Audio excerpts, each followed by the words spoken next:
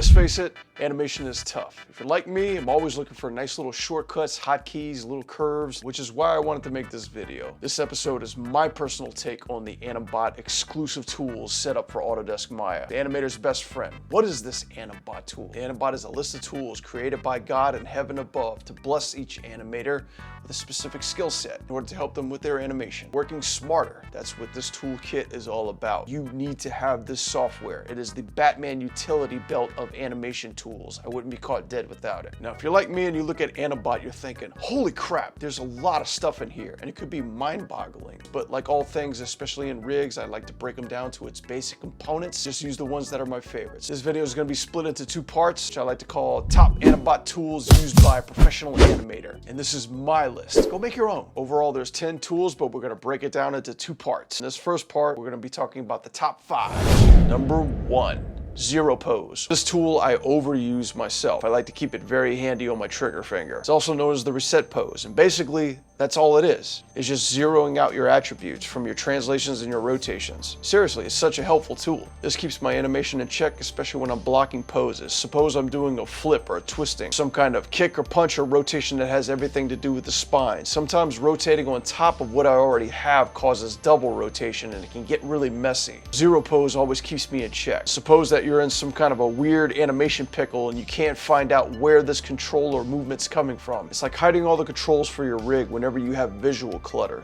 Zero tool really helps out with that. Zero tool is just a quick way in order to give you a nice clear view on what your next keyframe is going to be. For me, is a plus. Number 2, mirror pose. This is a time saver and anxiety stopper. Usually one side is the same as the other side too, so what better handy than to have to mirror that shit? It's a very good tool when starting a scene in Maya, especially when you need to get like some of those nitty-gritty details when it comes to an eyebrow, a lid, a side of the face, the arm movements or foot movements too. It's something really quick that helps time save. Sometimes the character's in a position where they need to be matching one side for the other, and mirroring poses is just the tool for the job. Always keep that sucker handy. Or just redo some blocking from the ground up. Very fun. Number 3, select opposite. Animation is all about picking stuff. You pick this, you rotate that. You choose this, you turn that. I move this, I pick that, especially when you're working in a camera angle. Working on one shoulder here, great. Switch over to my other shoulder, tweak that. My hand comes up here with this pose, looks awesome. Switch to my other pose, move back here, looks fine. Right leg to left leg to right leg. It's a nice time-saving tool. Selecting opposite is the gift that just keeps on giving, especially when you're working in a dynamic pose. I use select opposite constantly, especially when I'm working on my demos or just roughing something out really quick. It's like drawing, except you don't need to draw. You just need to select opposite and keep shit moving. Select opposite is fast, keeps you from tumbling around the model too much, and it kicks time in the dick.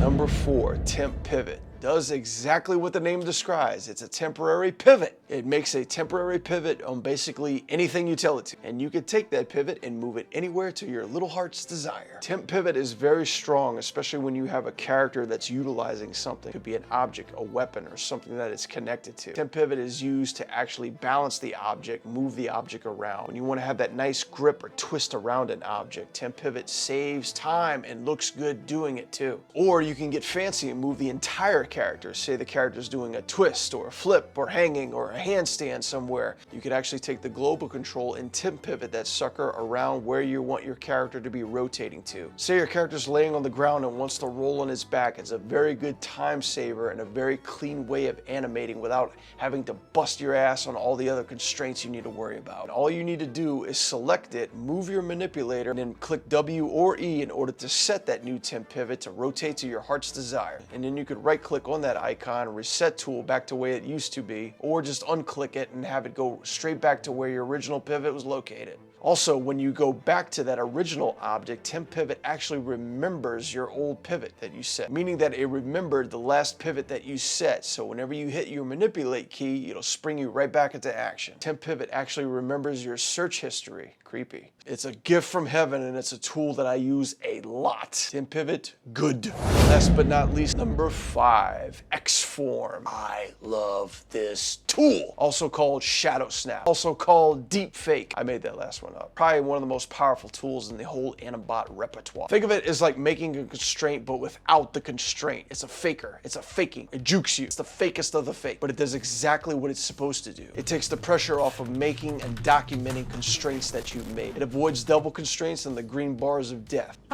Hate that shit. What this is taking two objects and connecting them through a shadow constraint. One control moves, the other object moves along with it. This can be done in a couple of ways, whether it be pasting to the next frame on the frame that you're on, pasting all frames, or the marquee frames that you have selected as well. Or you could just bake them. When you select the Auto Xform 2, it will update in real time as well. So you can see live updated feedback, especially when you want something that's connected to another thing, whether it's holding something, grabbing something, the arm holding the head, hands on the hips. You want to keep that connectivity going without it looking too floaty, and Xform complements this beautifully. It's also really helpful for switching from FK to IK, but the global Xform right next to it kicks it out of the park by doing it for you. Xform is excellent. That concludes part 1 of the top 10 Animbot tools that I use on a daily basis. Keep a lookout for part 2, it'll be coming soon. This video helped you out, give me a like, or also subscribe. It helps my little animation channel out a lot. Don't underestimate these Animbot tools. They make animating a lot easier on your life. Animbot's your friend, people. Show it some love. My name is Brad for Show. See you in part 2.